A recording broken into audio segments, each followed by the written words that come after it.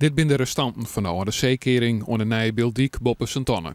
Het Frieske Geest verleden week begon met het voorthelling van de pjellen, omdat benamelijk het stiekeltriet zorgt het voor verwoenings bij kei die in dit boetendieksgebied rennen. Maar de oproomacties waren het voor grut onbegrip bij een aantal bewoners uit het gebied.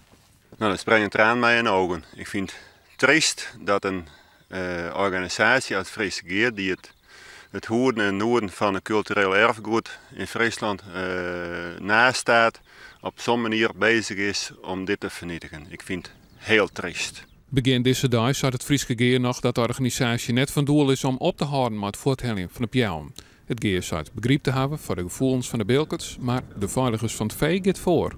Dit stukje hier, dit is echt schadelijk voor het vee. En ja, je kent altijd alles bloemen bewaren.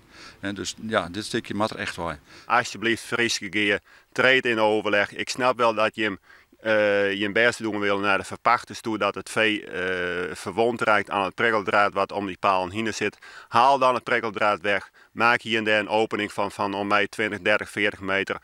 Maar sla niet die hele boel weg. Dit is diep, diep triest. Deze oproep wie van de mediacte jaren op Omroep Friesland Radio. Het had ervoor zorgen dat het Frieske Geer het werk voor eerst deadline had. De bewoners zullen al maandag of dinsdag maar het Geer bezien als er een orenoplossing is.